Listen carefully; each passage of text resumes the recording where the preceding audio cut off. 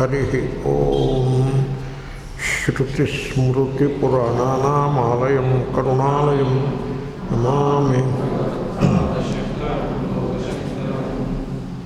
ఇత్యహం వాసుదేవస్య పార్థస్య చ మహాత్మనః సంవాదమిమమశ్రౌషం అద్భుతం రోమహర్షణం. సంజయుడు చెప్తున్నాడు ఈ మాటలు. ఈ శ్లోకానికి చిన్న అవతారిక. పరిసమాప్త శాస్త్రార్థ అయిపోయిందంటున్నారు ఆయన శంకర్లు. పరిసమాప్త ఇంకేం మిగలలేదు, పూర్తయింది. ఏమిటి? శాస్త్రార్థ. శంసనాత్ శాస్త్రం. సో అంటే సత్యమును బోధించే శాస్త్రం. శాసనాత్ శాస్త్రం కాదు. శాసనాత్ అంటే నువ్వు ఈ కర్మను ఇలా చేయాలి, చేస్తే నీకు ఈ ఫలము లభించును, ఈ తప్పు పని చేస్తే నీకు శిక్ష పడుతుంది, నరకానికి పోతావు, అలా చెప్పేది కూడా శాస్త్రమే. దానికి ధర్మశాస్త్రములు అని పేరు, మీరు వినుంటారు. ధర్మశాస్త్రం పుస్తకం తీస్తే భయం వేస్తుంది. ఓయ్ బాబు, దీంట్లో పడ్డామేంటి మనం వచ్చింది, భయం వేస్తుంది. ఎందుకంటే ఎప్పటికీ నరకం అని అలాగా భయపెడుతూ ఉంటారు. సో ఎనీవే రివార్డ్స్ కూడా ఉంటాయి. మీరు ఈ కర్మలు చేసినట్లయితే స్వర్గాది లోకములను పొందెదరు. ఇటువంటి తాయిలాలు కూడా ఉంటాయి. భయము ఉంటుంది, తాయిలాలు ఉంటాయి. ఆ విధంగా ధర్మశాస్త్రము అలా విధిస్తూ ఉంటుంది. ఈ పని చేయి, do this, don't do that. ఎప్పుడైనా మీరు చూసుంటారు 10 కమాండ్మెంట్స్. అవి మీరు చదివితే దౌ షల్ట్ డూ దిస్ అని అలా ఉంటాయి వాక్యాలు. దౌ షల్ట్ నాట్ డూ దిస్ అని వాక్యాలు ఉంటాయి. ఇవి 10. ఈ 10 కొన్ని డూస్, ఇవి చేయి. కొన్ని డోంట్స్, చేయకు.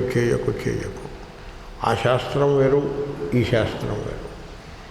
ఈ శాస్త్రము పరమాత్మ యొక్క స్వరూపాన్ని బోధిస్తుంది, తెలుపుడు చేస్తుంది.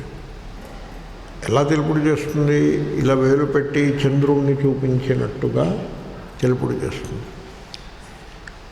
దీంట్లో ఓ రహస్యము గలదు. చంద్రుడు ఎక్కడా అని అడిగాడు ఒకడు. అడిగితే అడుగో చంద్రుడు చూడు అని ఆయన చూపించాడు. చూపిస్తే వీడేం చేశాడు? వచ్చి ఆ చేతిని కౌగలించుకున్నాడు. కౌగలించుకుని ఆ చేతిని ముద్దు పెట్టుకుంటాడు. ఆ చేతికి గంధం సమర్పిస్తాడు. చేతికి కుంకుమ పూజ చేస్తాడు. చేతికి కుంకుమ పూజ ఎందుకండి? చేతికి నైవేద్యం కూడా పెడతాడు. నైవేద్యం పెట్టి ఆ ప్రసాదం పుచ్చుకుంటాడు.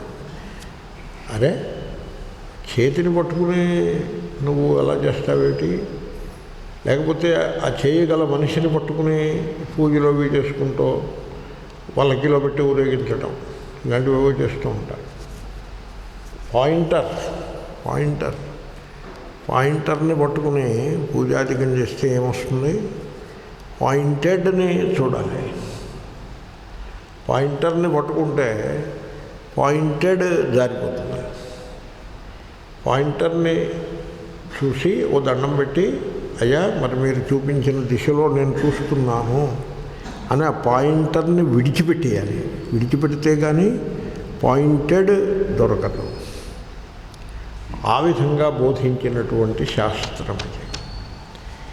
ఈ శాస్త్రంలో ప్రధానమైన తాత్పర్యం, పరిసమాప్త శాస్త్రార్థ కదా, ప్రధానమైన తాత్పర్యం ఏమిటంటే, మెయిన్ మెసేజ్ ఏమిటంటే, మీరు ఆలోచించి తెలుసుకోండి, పరిశీలించి పరిశోధించి, దానికి పేరే ఆలోచించి తెలుసుకోండి. అలా తెలుసుకోవాలి. ఒక ఫార్ములాగా తయారు చేసి ఇవ్వడము అనేది ఒక డెవలప్మెంట్, అది మంచి డెవలప్మెంట్ కాదు అది. ఎందుకంటే ఫార్ములా ఎవడు తయారు చేస్తాడో, ఎవడో ఒక ఆయన తయారు చేస్తాడు. అది ఎక్కడి నుంచి వచ్చి ఉంటుంది? ఆ ఫార్ములా ఎక్కడి నుంచి వచ్చి ఉంటుంది? ఒక మస్తిష్కం నుంచి వచ్చి ఉంటుంది. అలాగంటే ఫార్ములాలేవో ఈ మధ్యకాలంలో తయారైన ఫార్ములాలే మన ముందు కనపడుతున్నాయి. వాటినే మీరు పరిశీలిస్తే ఈ ఫార్ములా ఎక్కడి నుంచి వచ్చిందో మనకి తెలుస్తూనే ఉంటుంది. ఆ ఫార్ములా ఎలా ఉంటుందంటే గాడ్ ద ఫాదర్ హెవెన్లో ఉంటాడు, ఆయన పెద్ద గుడ్డు రూపంలో ఉంటాడు, బిగ్ ఎగ్ ఫార్మ్లో ఉంటాడు.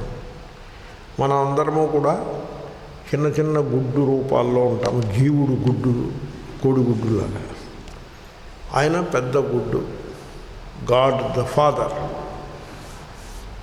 ప్రజాపతి అంటారు చూడండి, ఆ పతిలో ఆటు ఈటు పెట్టండి ఏమవుతుంది, అలా సంథింగ్ లైక్ దాట్. అది పెద్ద గుడ్డు, మనం అందరం చిన్న గుడ్లు, జీవుడు గుడ్లు. ఈ పెద్ద గుడ్డుకి, దేవుడి గుడ్డుకి, ఈ చిన్న గుడ్లకి మధ్యలో ఒక ఆయన ఉంటాడు, ఆయన గురుదేవుడు అన్నమాట. ఇది ఫార్ములా. ఈ ఫార్ములా ఎక్కడి నుంచి వచ్చిందంటారు? ఆ మధ్యలో ఉన్నారే ఆయన మస్తిష్కం నుంచి వచ్చింది కదా. ఫార్ములాలన్నీ అలాగే ఉంటాయి. కాబట్టి జనులు ఆ ఫార్ములాను తీసుకుని అదే దాన్ని పట్టుకుని వేలాడుతూ ఉంటారు. నేను దృష్టాంతం చెప్పాను, మిగతావన్నీ కూడా అటువంటివి. ఈ ఫార్ములా మనిషి మస్తిష్కంలోంచి వచ్చింది. మస్తిష్కం ఆయనకే కాదుగా, మీకు కూడా ఉందిగా. కాబట్టి మస్తిష్కంలోంచి వచ్చిందే అనుకుంటే అదే పట్టుకునే పక్షంలో మీ మస్తిష్కంలోంచి వచ్చింది మీరు పట్టుకోవచ్చుగా. ఇంకొక మస్తిష్కంలోంచి వచ్చిన దాన్ని పట్టుకోవడం ఏమిటి?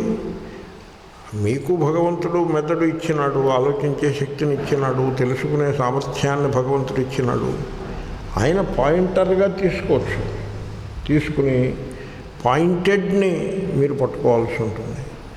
కానీ జనులు ఒక ఫార్ములాని తీసుకుని దాన్నే నడిపిస్తూ ఉంటారు. ఫార్ములాని పట్టుకోవడంలో నష్టం ఏమిటి? భగవద్గీతలో మీకు ఎక్కడ ఫార్ములాలు ఉండవు. ఎప్పుడైనా భగవద్గీతలో ఏకాదశి ఉపవాసం చేయమని చెప్పినట్టుగా విన్నారా? ఎక్కడైనా లేదు.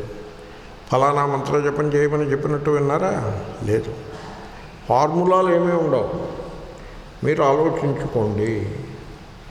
ఆలోచించాలి అంటే ఒక స్వాతంత్ర్యం ఉండాలి, ఒక ఫ్రీడమ్ ఉండాలి. ఆ స్వేచ్ఛ లేకుండా మీరు ఆలోచించలేరు. మీరు సపోజ్ భయపడుతూ ఉన్నారనుకోండి, ఆయన ఎవరో దేవుడికి భయపడుతున్నారనుకోండి, దేవుడి గురించి ఆలోచించేటువంటి శక్తిని మీరు కోల్పోతారు. గురువుకు భయపడుతున్నారనుకోండి, ఆ గురువుని ప్రశ్న అడిగే శక్తిని కోల్పోతారు. మీకు మీరే భయపడుతూ కూర్చున్నారనుకోండి, ఏవో బెంగలు భయాలు పెట్టి కూర్చున్నారనుకోండి, మీరు కూడా ఆలోచించే సామర్థ్యాన్ని కోల్పోతారు. ఆలోచించటానికి ఫ్రీడమ్ కావాల్సి ఉంటుంది, స్వేచ్ఛ. స్వేచ్ఛ అంటే మీరు సరిగ్గా అర్థం చేసుకోవాలి. ఇప్పుడు లేచి వెళ్ళిపోవడానికి స్వేచ్ఛ, అలాంటి స్వేచ్ఛ కాదు, అలాంటి స్వేచ్ఛ కాదు. ఆ పని మీరు చేస్తూనే ఉన్నారుగా. ఇప్పుడు దీనికోసం భగవద్గీత చదువుకోవాలా ఏమి? ఆ పని మీరు చేస్తూనే ఉన్నారుగా. ఇప్పుడు మీకు సపోజ్ మధ్యలో వెళ్ళాలని అనిపించింది అనుకోండి, మిమ్మల్ని ఎవరు ఆపుతారు? మీరు లేచి వెళ్ళవచ్చు. అటువంటి స్వేచ్ఛ కాదండి. అదేమి స్వేచ్ఛ? అలాంటి స్వేచ్ఛ కాదు. అయితే ఈరోజు బ్రేక్ఫాస్ట్ ఏం చేయాలో మేమే నిర్ణయించుకుని తింటాము, అలాంటి స్వేచ్ఛ కాదు. ఆలోచించేటువంటి స్వేచ్ఛ అంటే ఎటువంటి ఫార్ములాలు పెట్టుకోకుండా పూర్వాగ్రహములు, అంటే ఇది అనేటువంటి ఒక నిశ్చయాభిప్రాయం ఎవరి నుంచో సంపాదించింది బుద్ధిలో పెట్టుకుని ఉంటే మీకు ఆలోచించే స్వేచ్ఛ ఉండదు. అటువంటివి కూడా ఏమీ పెట్టుకోకుండా ఓపెన్ మైండ్, అంటే విచారము చేసే సామర్థ్యము కలిగిన అంతఃకరణమును కలిగి ఉన్నవాడై ఆలోచించాల్సి ఉంటుంది. ఆలోచిస్తే ఆలోచనకు గీత సహకరిస్తుంది. మీరు ఈ రకంగా ఆలోచించండి. కర్మఫలము రెండు ఉన్నాయి. ప్రతివాడి జీవితంలోనూ ఉంటుంది. కర్మ ఉంటుంది, కర్మఫలము ఉంటుంది. వాటి ఎడల ఎటువంటి దృష్టిని కలిగి ఉంటే బాగుంటుంది, ఎటువంటి దృష్టి ఉండాలి? కర్మ ఏమిటి, కర్మఫలమేమి? కర్మ ఇప్పుడు ఉన్నది, కర్మఫలం భవిష్యత్తులో వస్తుంది. ఎప్పుడు వస్తుందో నీకు తెలియదు. వచ్చినప్పుడు ఆ కర్మ యొక్క ఫలముగా ఇది వచ్చింది అని కూడా నీకు తెలిసే అవకాశం లేదు. ఇంతకీ చుట్టుముట్టు ఎక్కడా లేదు, అది ఎప్పుడో భవిష్యత్తులో ఎక్కడో ఎప్పుడో ఏదో. కర్మఫలము అన్నదానికి మీరు పేరు పెట్టినా స్వర్గము అని పేరు పెట్టారనుకోండి, ఈ ఈ కర్మ చేస్తే స్వర్గం వస్తుంది. స్వర్గం అంటే ఏమిటి? ఏమో ఏదో ఏదో మంచిది అయి ఉంటుంది. మీరేం చూసి వచ్చారా ఏమన్నా స్వర్గం? ఎప్పుడు వస్తుంది? ఏమో ఎప్పుడో. ఎక్కడ ఉంటుంది? ఏమో ఎక్కడో. అది కర్మఫలం. ఎప్పుడో ఎక్కడో ఏదో తెలియని కర్మఫలాన్ని గురించి మీరు ఆలోచిస్తూ కూర్చుని ఎదురుకుండా మీ ముందు ఉన్న కర్మని చెడగొట్టుకోవడము తెలివి తక్కువయా కాదా? ఈ మాత్రం ఆలోచన చేయాలా అక్కర్లేదా? అలా ఆలోచించండి అని ఆయన చెప్తాడు. కర్మణ్యేవాధికారస్తే మా ఫలేషు కదాచన. ఏ కర్మ ఏమో నువ్వు చూసుకో. ఏ కర్మ నువ్వేం కర్మ చేస్తున్నావు అదే కర్మ. ఏ కర్మ చేస్తుంటే అదే. కాబట్టి మానవాళినంతనే ఉద్దేశించి మీరు చక్కగా ఫ్రీడమ్, ఆలోచించేటువంటి ఒక స్వేచ్ఛను అట్టిపెట్టుకోండి. ఆలోచించే స్వేచ్ఛను మీరు జారవిడుచుకోవద్దు. దాన్ని ఇంకొకళ్ళకి అప్పచెప్పవద్దు. మీరు ఆలోచించుకోండి. ఇంకొకళ్ళకి అప్పచెప్పడం ఏమిటి? అలా ఉండకూడదు. మీరు ఆలోచించుకుని సత్యమును కనుగొనవలెను అని ఈ విధంగా శ్రీకృష్ణుడు మనిషిని ఆలోచింపజేసేటువంటి బోధను చేసినాడు భగవద్గీతలో. సాధారణంగా జనులు కన్ఫ్యూజ్డ్గా ఉంటారు. కన్ఫ్యూజ్డ్. ఇప్పుడు మీరు చెప్పండి, దేవుడు అక్కడ ఉంటాడు, ఇలా ఉంటాడు అని ఒకడు అంటాడు. ఇంకొకడు అంటాడు, అబ్బే అది కాదండి దేవుడు, ఆయన ఉంటాడు సరే, కానీ అది దేవుడు కాదు, దేవుడు ఆయన కాదు, ఇంకొక ఆయన దేవుడు, ఆయన ఇక్కడ ఉంటాడు, ఇలా ఉంటాడు అని ఇంకొక ఆయన అంటాడు. నేను పేర్లు అంటలేదు, మీరే పెట్టుకోవచ్చు పేర్లు. ఈ రెండు కాదని పైనుంచి ఎవడో వచ్చి అది దేవుళ్ళు కాదండి, ఇదండి అసలు దేవుడు అని ఇంకొకటి అంటాడు. ఇప్పుడు మనం ఏది దేవుడని స్వీకరించవలేము అంటే ఆ ప్రశ్న మీరు వేశారంటే అర్థం ఏంటి? మీ అంతటా మీరు ఆలోచించేటువంటి అలవాటును కోల్పోయినారు అని అర్థం. ఎవడో మీ తరఫున ఇంకెవడో ఆలోచించి పెడితే దాన్ని స్వీకరిద్దామనే తప్ప దేవుణ్ణి మనమే ఆలోచించి తెలుసుకుందాము, దేవుడు అనగానేమి మనమే ఆలోచించి తెలుసుకుందాము అని మీరు ఎందుకు అనుకోరు? అలా ఎందుకు అనుకోరు? అలా ఎందుకు అనుకోరంటే మీకు స్వేచ్ఛ లేదు కనుక అనుకోరు. మీకు ఆలోచించే స్వేచ్ఛ లేదు కనుక ఆల్రెడీ ఎవరిలో ఆలోచించేసి ఒక ఫార్ములాగా తయారు చేసి పెట్టింది ఏదో ఒకటి ఉంటుంది. అది మీకు గతానుగతికంగా మీ ఇంట్లో పేరెంట్స్ నుంచి మీ చేతికి వచ్చింది. దాన్ని పట్టుకుని విరాలాడేసి బ్రతుకును ముగించేద్దాము అని అనుకోవడమే తప్ప మనము ఆలోచించి తెలుసుకుందాము అనే దృష్టి లేకపోవడము అది ఎంతయో విచారించదగ్గ విషయం. కాబట్టి భగవద్గీత ఏం బోధిస్తుందంటే మీకు ఆలోచించే స్వేచ్ఛను మీరు కోల్పోవద్దు. ఆలోచించండి. ఏదైనా ఒక కర్మ చేసేప్పుడు ఈ కర్మ ఏమిటి, ఎందుకు చేస్తున్నాము, ఇలా ఎందుకు చేస్తున్నాము, దీనివల్ల లభించబోయే ఫలము ఎట్టిది, ఆ ఫలము మనకు అభిలషణీయమా కాదా, కర్మకు కర్మఫలమునకు మధ్యన ఉండే సంబంధం ఎట్టిది, నేను కర్మకి కనెక్ట్ అవ్వాలా కర్మఫలమునకు కనెక్ట్ అవ్వాలా, ఇవన్నీ మరి మీరు ఆలోచించక్కర్లేదు. ఆలోచించి చేయొద్దండి. జ్ఞాత్వా కర్మాని కుర్వీత. ఆలోచించి చేయొద్దు. ఇప్పుడు 1,00,000 దీపాలు వెలిగింది, ఇంకా 90 కింద బయలుదేరడమే, 100 కింద బయలుదేరి 1,00,000 దీపాలు వెలిగించడమే. అసలు ఎందుకు 1,00,000 దీపాలు వెలిగించాలి? 1,00,000 99,315 ఎందుకు కాదు? నా ప్రశ్నకి మీలో ఎవరైనా ఒక్కళ్ళైనా సమాధానం చెప్తారా? 1,00,000 ఎందుకని 94,118 ఎందుకు కాకూడదు? ఏమిటి 1,00,000 స్పెషల్ ఏమిటి? అంటే ఏదో ఒక మోటాగా ఓ పెద్ద అంకెను పెట్టుకుని నడిపిస్తున్నాడని తెలుస్తోందిగా. ఆ నెంబర్కి ప్రత్యేకత ఏమీ లేదు అని స్పష్టమవుతూనే ఉంది కదా. ఏదో మైండ్లో ఒక పెద్ద సంఖ్య కావాలని అనుకుని పెట్టారు అని తెలియట్లేదు దాని ముఖం చూస్తాను. కాబట్టి ఈ 1,00,000 అనే సంఖ్యకి అదేమీ పవిత్రమైన సంఖ్య ఏమీ కాదు.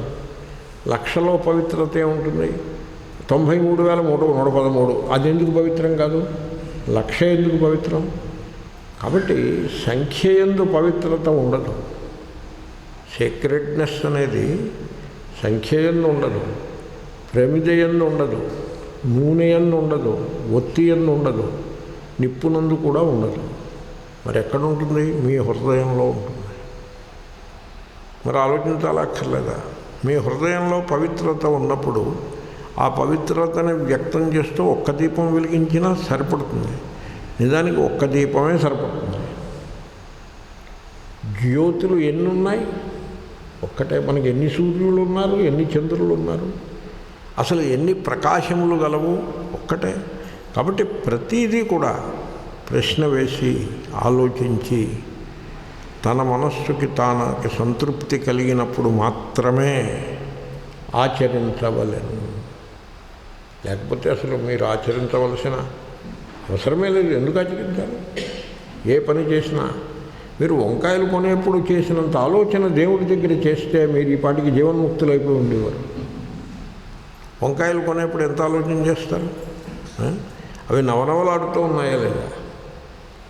ఇవి వంకాయ కారం పెట్టి కూరకి పనికొస్తాయా, పనికిరావా? పుచ్చులు ఏమైనా ఉన్నాయా?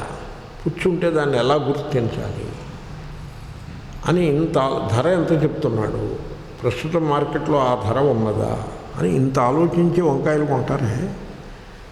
దేవుడి విషయంలో అసలు ఏ ఆలోచన చేయకపోవటం అనేటువంటి దురదృష్టము ఎందుకు వచ్చినది? కారణము స్వేచ్ఛ లేకుండా. స్వేచ్ఛ ఎందుకు లేకుండా పోయింది? మీరు భయములను పెట్టుకున్నారే తప్ప దేవుడి పేరుతోటి ప్రేమను స్వేచ్ఛను పెట్టుకోలేదు. దేవుడి గురించి ఆలోచించే స్వేచ్ఛ లేదు, దేవుణ్ణి ప్రేమించగలిగే హృదయము లేదు. కేవలము దేవుడనే మాట వినగానే భయపడే మస్తిష్కమును మాత్రమే కలిగి ఉన్నారు. ఆ విధంగా దేవుణ్ణి ఉపాసన చేస్తే దానివలన మహాఫలమేమీ లభించదు. అల్పమైన ఫలం ఏదైనా లభిస్తే లభించవచ్చుగాక, అది కూడా లభించదు అని నేను కొట్టిపారేయకుండా అలవెన్స్ ఇచ్చాను నేను. కాబట్టి ఈ విషయములనన్నిటినీ చక్కగా బోధించేటువంటి గ్రంథము, శాస్త్రము గీత. గీతాశాస్త్ర దాని మెసేజ్, అర్థము అంటే తాత్పర్యము, మెసేజ్. ఆ మెసేజ్ ఏమిటంటే మీరు నిరంతరము ఎంక్వైరీ చేయాల్సి ఉంటుంది, పరిశీలనము చేయాల్సి ఉంటుంది. నిరంతరము కాన్స్టెంట్ ఎంక్వైరీ. ఎప్పుడో ఒకసారి ఎంక్వైరీ చేయటం కాదు, కాన్స్టెంట్ ఎంక్వైరీ చేయాల్సి ఉంటుంది, పరిశీలించాల్సి ఉంటుంది. అలా పరిశీలిస్తూ ఉండాలి, అబ్జర్వ్ చేస్తూ ఉండాలి, ప్రతిదీ అబ్జర్వ్ చేస్తూ ఉండాలి. వాడు దేవుడికి ఏదో సెంటు పూస్తున్నానంటాడు. ఎవడు వినిపోయిందంటే దేవుడికి సెంటు పూయడం ఏమిటి చేస్తాడో చూడండి, అసలు అది ఏమిటో చూడండి, అలా ఎందుకు చేస్తున్నారు, అదేమిటది అని ఇన్ని ప్రశ్నలు లేవనెత్తాల్సి ఉంటుంది. పరిశీలించాలి, ప్రశ్నించాలి, తెలుసుకోవాలి, లేకుండా తెలుసుకోవాలి. కర్మ గురించి తెలుసుకోవాలి, ఉపాసన గురించి తెలుసుకోవాలి, జగత్తు గురించి తెలుసుకోవాలి, తన గురించి తెలుసుకోవాలి. తన గురించి తాను తెలుసుకోకుండా జగత్తును నేను ఉద్ధరిస్తాను అని బయలుదేరిన వాడు జగత్తుకి పెద్ద తలపోటు కింద తయారవుతాడు. ఉద్ధరించేదే ఉండదు, చాలా డిస్టర్బెన్స్ కింద తయారవుతాడు. తన గురించి తాను తెలుసుకోకుండా దేవుణ్ణి తెలుసుకున్నాను అన్నవాడు వాడు అజ్ఞాని. వాడికి తెలుసున్న దేవుడు ఏమీ లేదు. వాడేదో 4 మాటలు మాట్లాడి అది జ్ఞానం అనుకుంటూ ఉంటాడు. అది జ్ఞానం ఎలా అవుతుంది? అదేదో ఇక్కడ అక్కడ విన్న మాటలు 4 మాట్లాడాడని అనుకోవాలి తప్ప దాన్ని జ్ఞానం అంటారా?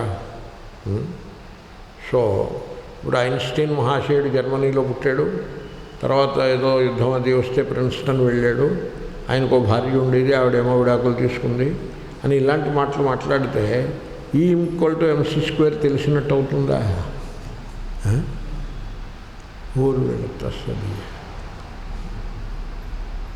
ఏమైనా అర్థమైందని ఆ దృష్టాంతం? ఆయనకేమో జుట్టు అలాగా అలా రింగుల కింద పెట్టుకునేవాడు, కళ్ళజోడు ఒకటి పెట్టుకునేవాడు, ఎప్పుడూ కోట్ ఒకటి వేసుకునేవాడు. ఆ ప్రిన్స్టన్లో ఆయన ఇటు సంచారం చేస్తూ ఉండేవాడు, అక్కడ మంచి రీసెర్చ్ అవి చేయిస్తూ ఉండేవాడు. తర్వాత ఇంకెప్పుడు మళ్ళీ జర్మనీకి వెళ్ళలేదు, ఎప్పుడో ఒకసారి ఇజ్రాయెల్ వచ్చాడు అని ఇలాంటి మాటలన్నీ మాట్లాడితే మీకు E=mc² తెలిసినట్టు అవుతుంది కదా. శ్రీకృష్ణుడేమో నందగోకులంలో ఉండేవాడు, వెన్న తినేవాడు. వెన్న తినడం ఏమిటండి? దానికి ఏదో మీనింగ్ ఉండాలి తప్ప వెన్న ఎవరైనా తింటారా? మీరు వెన్న తింటారా, నెయ్యి కాచుకుని నెయ్యి వేసుకుని తింటారా? మీరు ఏం చేస్తారు? బూరెల్లో వెన్న వేసుకుంటారా, నెయ్యి? మీరేం చేస్తారో చెప్పండి. వెన్నంటే ఏదో అర్థం ఉండాలి, నవనీత శబ్దానికి ఏదో అర్థం ఉండాలి, అది చూసుకోవాలి. కానీ వెన్న తింటాడు.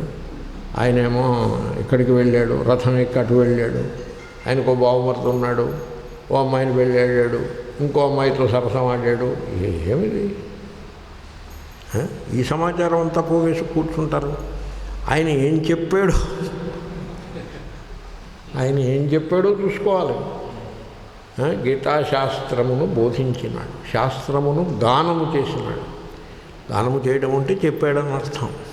ఓకే, కాబట్టి పర్సనల్ డీటెయిల్స్ అవన్నీ అనవసరం. ఎందుకు? దానివల్ల ఏం ఉపకారం ఉండదు. అవన్నీ డిస్ట్రాక్షన్ అయిపోతాయి, అవేవో మిమ్మల్ని ఎటో తీసుకుపోతాయి, అసలు మెసేజ్ లేకుండా అయిపోతాయి. కాబట్టి ఆ కృష్ణుడు గురించి ఊరికే కథలో చెప్పడం కాదు. కృష్ణుడు డ్యాన్స్ చేసేవాడు, అది మీరు చూసి వచ్చినట్టు. కాబట్టి నేను కూడా డ్యాన్స్ చేస్తాను, ఇది ఒకటి. పోనీ ఆయన చేశాడు, నువ్వు చేయడం ఎందుకు? ఐన్స్టీన్ పాన్ వేసుకునేవాడు కాబట్టి నువ్వు పాన్ వేసుకుంటావా? E=mc² తెలుస్తుందా? కాబట్టి ఇలాంటి వేషాలన్నీ మానేసి లెర్న్, ఎంక్వైర్, అబ్జర్వ్, లెర్న్. ప్రశ్నించు, పరిశీలించు, తెలుసుకో. అప్పుడు నీకు సత్యము అనుభవానికి వస్తుంది. వారిని ఇదిరా సత్యము అన్న అనుభవానికి వస్తుంది. అరే దేవుడని చిన్నప్పటి నుంచి వెంటపడ్డాం, కర్మల ద్వారా దేవుణ్ణి చేరుకునే ప్రయత్నం చేశాం, మంత్రాలు తంత్రాల ద్వారా దేవుణ్ణి తెలుసుకునే ప్రయత్నం చేశాం, తీర్థయాత్రలు, నదీ స్నానాలు, వీటిల్లో దేవుడు దొరుకుతాడేమో అని అది చేశాం, అన్నీ చేశాం. నిజానికి దేవుడు దొరకడం ఏమిటి? దేవుడు మన హృదయంలోనే చైతన్య స్వరూపంగా ఎప్పుడు ప్రకాశిస్తూనే ఉన్నాడు అని తెలుసుకోవాలి. ఆ విధంగా ఆ పరమాత్మ స్వరూపాన్ని తెలుసుకోవాలి. ఎక్కడ తెలుసుకుంటారు? మీ హృదయంలోనే తెలుసుకుంటారు. ఇప్పుడు మిఠాయి రుచిగా, బందర్ లడ్డు చాలా రుచిగా ఉంటుంది అని ఎక్కడ తెలుసుకుంటారు? డబ్బాలో తెలుసుకుంటారా? అయితే బందర్ లడ్డూని అక్కడ పెట్టి పుష్పాలు వేసి తెలుసుకుంటారా? ఎలా తెలుసుకుంటారు?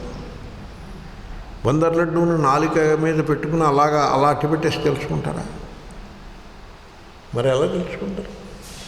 బందర్ లడ్డూని తాదాత్మ్యం అయిపోయి దాంతో పూర్తిగా కలిసిపోయి అదే ఉంది, ఇంకా వేరే ఏదీ లేదు. బందర్ లడ్డూయే ఉంది, ఇంకా వేరే ఏమీ లేదు. ఎప్పుడైనా బందర్ లడ్డూ తిన్నారా? నేను చెప్పినట్టుగానే తిన్నారా? ఇంకోలా తిన్నారా? బందర్ లడ్డూ తింటున్నప్పుడు ఏముంది? బందర్ లడ్డూ ఉంది. నువ్వు ఉన్నావా? దేవుడు ఉన్నాడా? జగత్తుందా? మరి ఏముంది? బందర్ లడ్డూ ఒక్కటే ఉన్నది. దాన్ని తెలుసుకోవడం అంటారు. తెలుసుకోవడంలో ద్వైతం ఉండదు.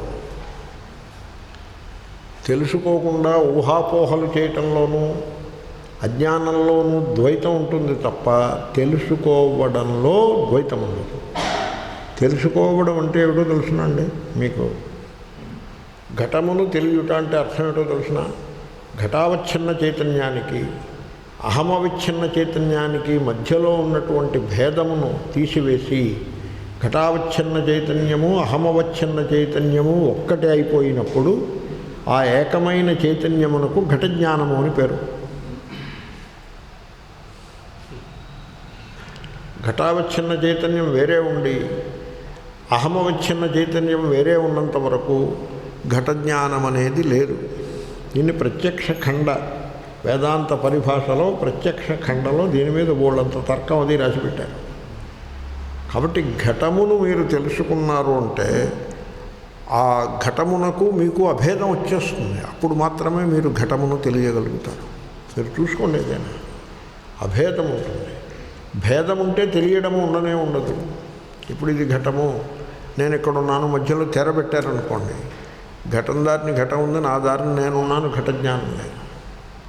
కళ్ళతో చూచుట ద్వారా, మనస్సుతో తెలియట ద్వారా ఆ ఘటరూప ఆ ఘటాకారమేది కలదో ఆకారమును ప్రకాశించే చైతన్యము, తెలియవాడను నేను అనే ఆ నేనును ప్రకాశించే చైతన్యము, అవి రెండు ఏకమైపోయినప్పుడు మాత్రమే ఘటము తెలియను. కాబట్టి పరమాత్మను తెలుసుకున్నాడు అంటే దాంట్లో అద్వైతమే ఉంటుంది తప్ప ద్వైతం ఉండదు. ఇవన్నీ కూడా ఆలోచించి అనుభవాన్ని జోడించి తెలుసుకుని మీరు ఆ గీతాశాస్త్ర అర్థ అనే మాటకు సార్థక్యమును కల్పించుకొనవలెను. అది పరిసమాప్తమైంది అంటున్నారు శంకర్లు. అథ ఇదానీం కథా సంబంధ ప్రదర్శనార్థం సంజయ ఉవాచ. ఏమన్నా పాఠం తత్వాన్ని చెప్పమంటే ఏదో కథతో మొదలుపెట్టి చెప్పారు. ఇది జీవితానికి సంబంధించిన ప్రసంగము కనుక ఒక సంవాద రూపంగా ప్రదర్శిస్తారు దాన్ని. ఇప్పుడు న్యూటన్స్ లాస్ ఆఫ్ మోషన్ పాఠం చెప్పమని అడిగారనుకోండి, అడిగితే అప్పుడు మీకు పాఠం ఎలా మొదలవుతుంది? These are the following laws as enunciated by Isaac Newton అని 1, 2, 3 అలా మొదలవుతుంది. అలాగే మొదలవుతుంది, అంతే కదా. లేకపోతే 1610వ సంవత్సరంలో న్యూటన్ మహాశయుడు ఆక్స్ఫర్డ్లో ఉంటూ ఉండేవాడు. ఆయన దగ్గరికి ఒక విద్యార్థి జాన్సన్ అనే విద్యార్థి వెళ్ళి పాదాలకి దండం పెట్టి, అయ్యా నాకు ఈ పదార్థముల యొక్క చలనమును గురించి నాకు ఉపదేశించడు అని ప్రార్థించినాడు. ఆయన వాడిని కూర్చోబెట్టి ఉపదేశించాడు. అలా చదువుతారా ఎక్కడైనా? అలా చదవరు. దీస్ ఆర్ ది లాస్ అని 1, 2, 3 చదువుతారు. ఎందుకు ఇక్కడికి వచ్చేప్పటికి అలా ఎందుకు చదవట్లేదు? ఇక్కడికి వచ్చేప్పటికి అర్జునుడు అనేవాడు ఒకడున్నాడు, వాడికి శోకమోహముల యొక్క బంధంలో చిక్కుకుని ఉన్నాడు. శ్రీకృష్ణుడు అనేటువంటి ఒక గొప్ప ఆచార్యుడు నీ కాళ్ళు పట్టుకున్నాడు, ఆయన వీడికి ఇలా బోధించాడు అని ఇక్కడ చదువుతున్నారు. ఎందుకని ఆ తేడా? అక్కడ సంవాదం అక్కర్లేకపోయింది, ఇక్కడ సంవాదం కావలసి వచ్చింది. ఎందుకని? ఓన్లీ సైన్స్ ఫిజిక్స్ అలాంటి పెట్టండి, వ్యాకరణ శాస్త్రం దగ్గరికి వెళ్ళండి. పాణిని అనే మహర్షి ఉండేవాడు. ఆయన ఇప్పుడు ముల్టాన్, ఇప్పుడు పాకిస్తాన్ ఉన్న గ్రామంలో ఉండేవాడు. ఆయన మంచి పండితుడు. ఆయన దగ్గరికి ఒక విద్యార్థి వెళ్ళి దండం పెట్టి, నాకేమో మీరు గ్రామర్ చెప్పండి అనుకో. అలా ఉంటుందో ఎక్కడైనా? అలా చదువుతారా? చదవరు. అవి ఉన్నతులకు ఏవో అనే సూత్రాలు పెడతారు. ఏషామంత్యా ఇత, వీటికి అంత్యాక్షరములు హల్లులన్నీ ఇత్వర్ణములు అని అలా చదువుకుంటూ పోతారు. అక్కడ సంవాదము లేదు. యోగశాస్త్రంలో లేదు సంవాదం, తర్కశాస్త్రంలో లేదు, సాహిత్యంలో అలంకార శాస్త్రంలో కూడా ఉండదు, ఏ శాస్త్రంలోనూ ఉండదు.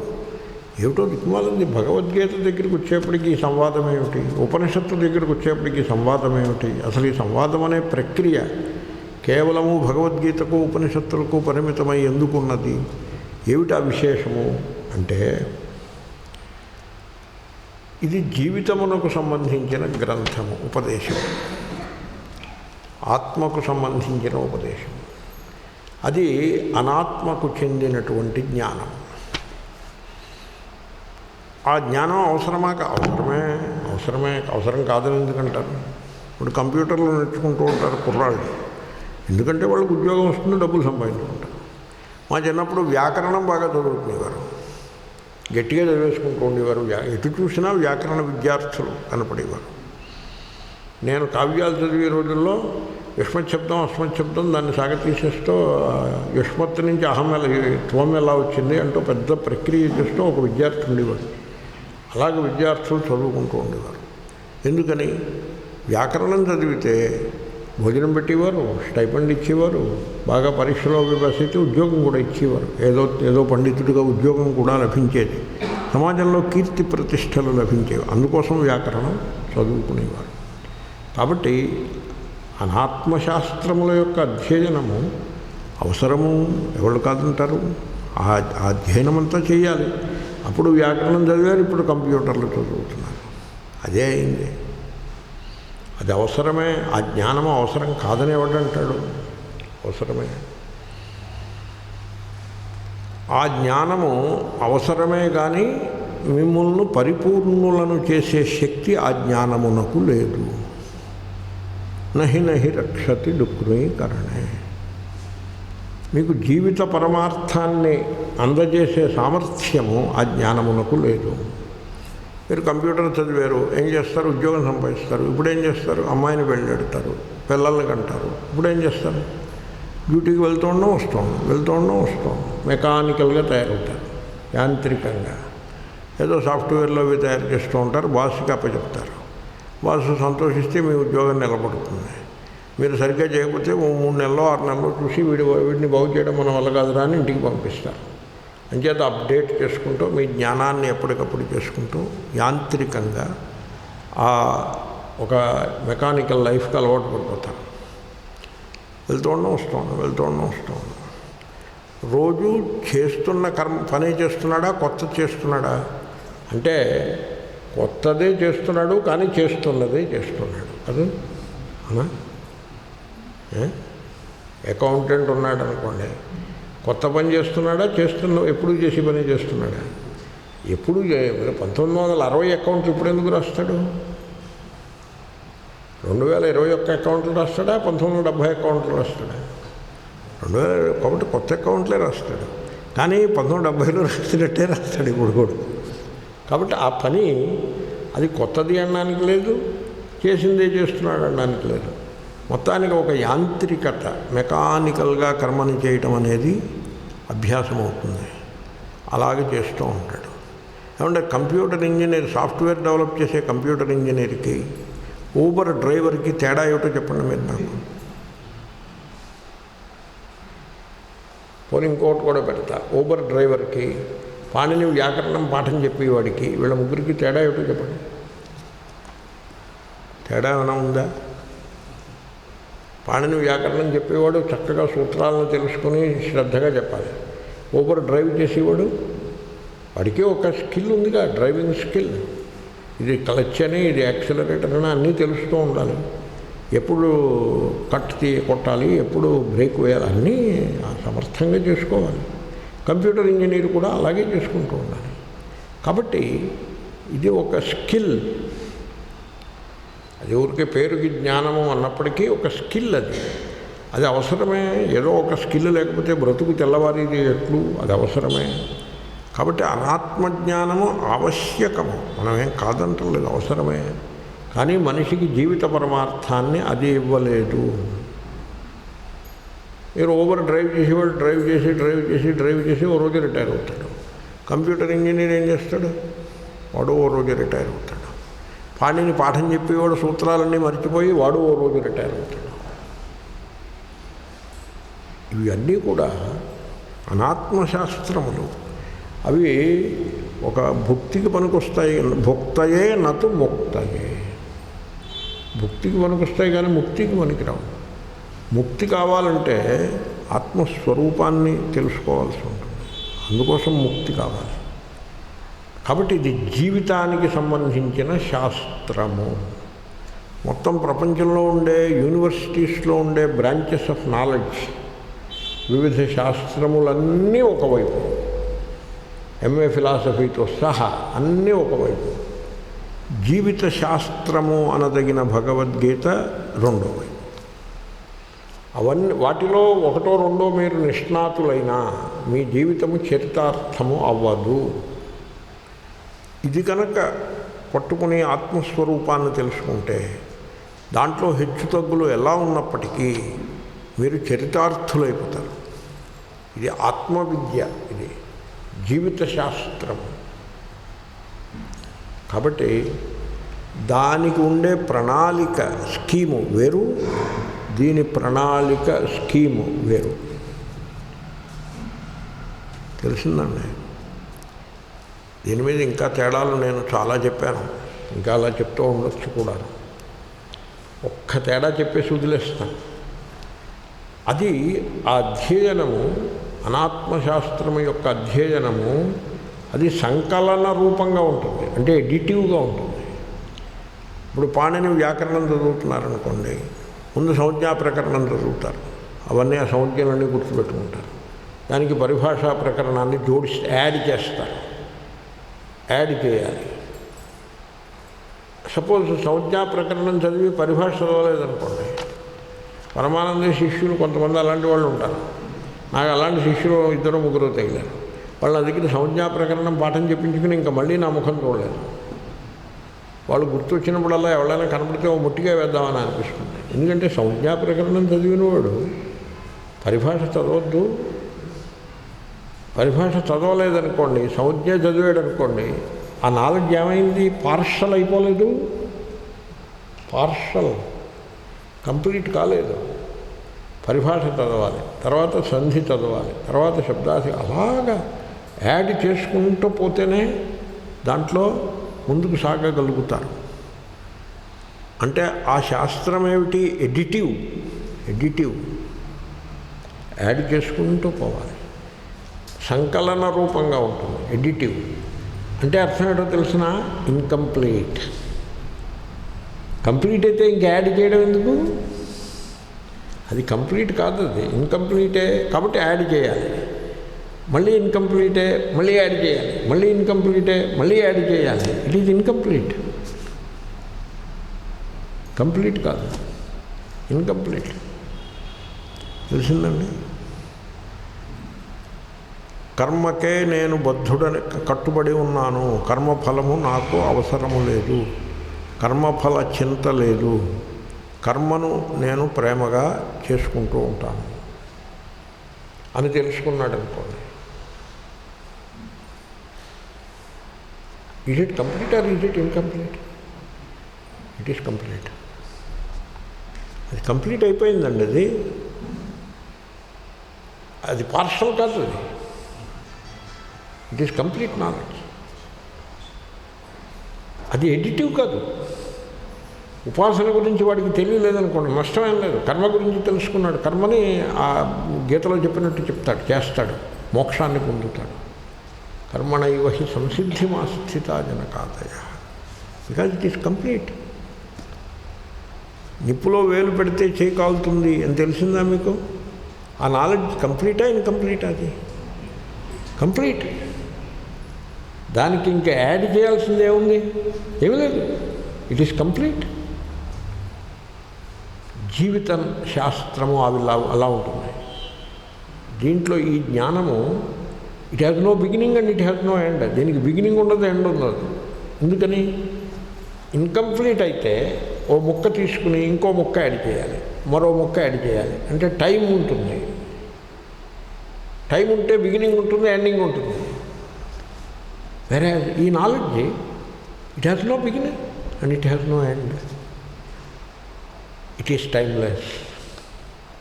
అంటే శ్రీకృష్ణుడి కాలానికి ఈ కాలానికి సమానంగా ఉంటుంది. అది టైమ్లెస్. అది కంప్యూటర్ అలా ఉంటుందా?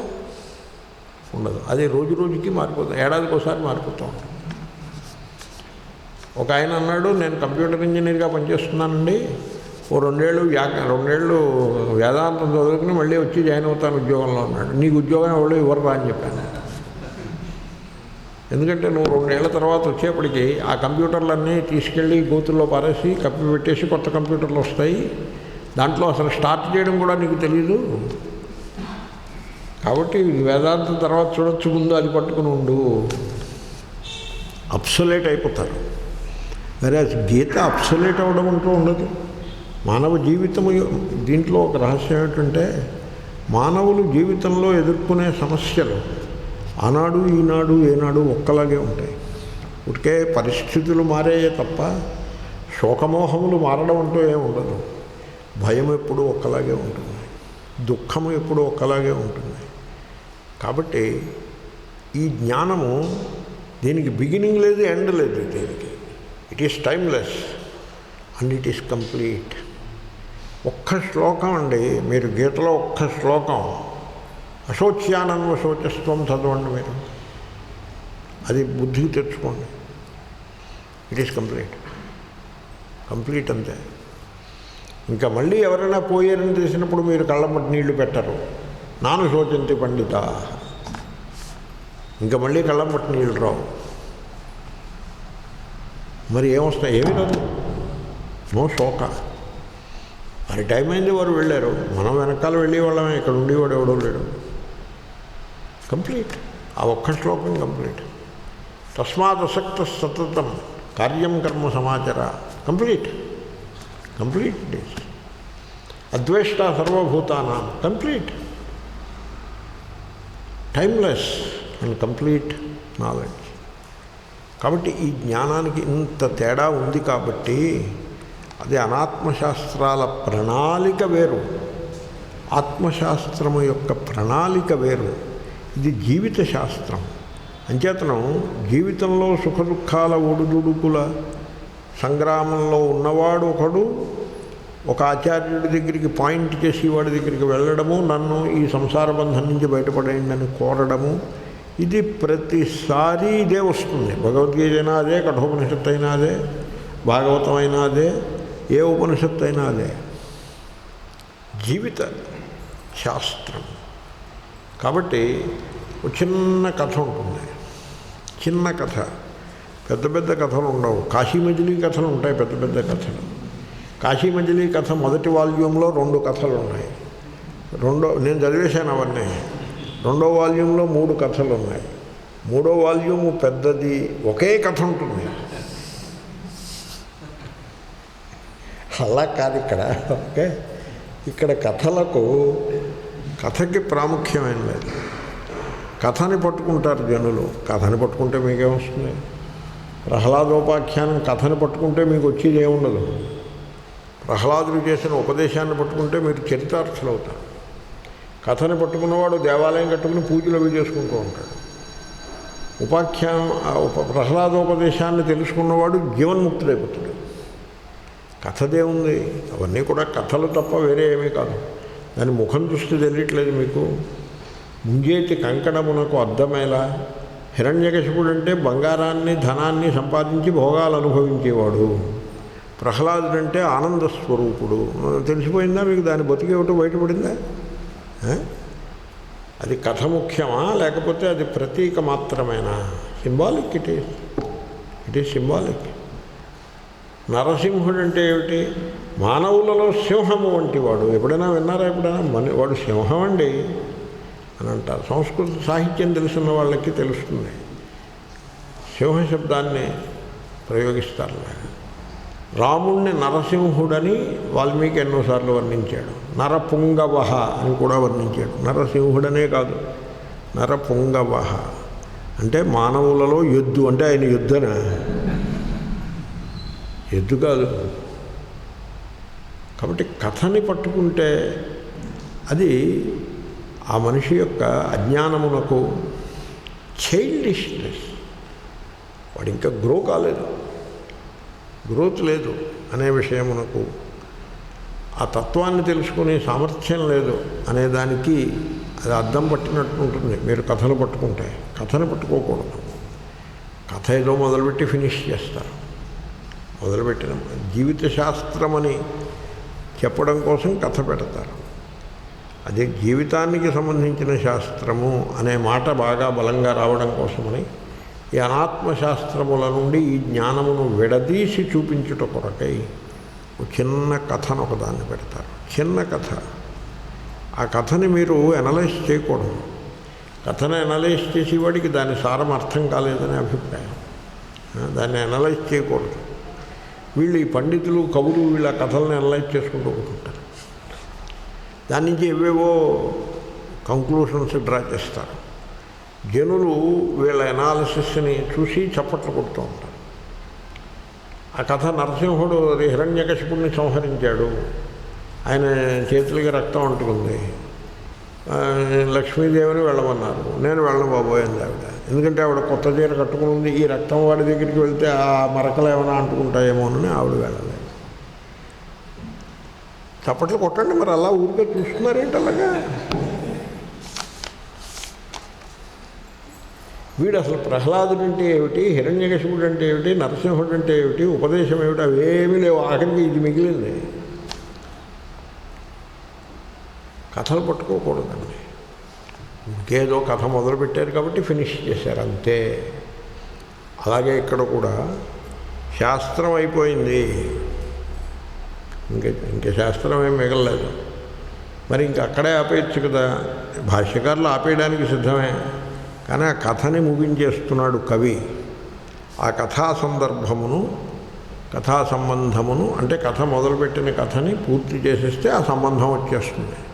ఆ విధంగా మొదలైన కథ ఈ విధంగా పూర్తయినది అని దాన్ని చూపించడం కోసం కవి వ్యాస మహర్షి ప్రయత్నం చేస్తున్నాడు.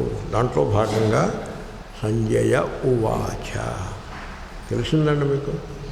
కాబట్టి అర్జునుడు శ్రీకృష్ణుడు కథ కింద మీరు తీసుకోవడం అనవసరం.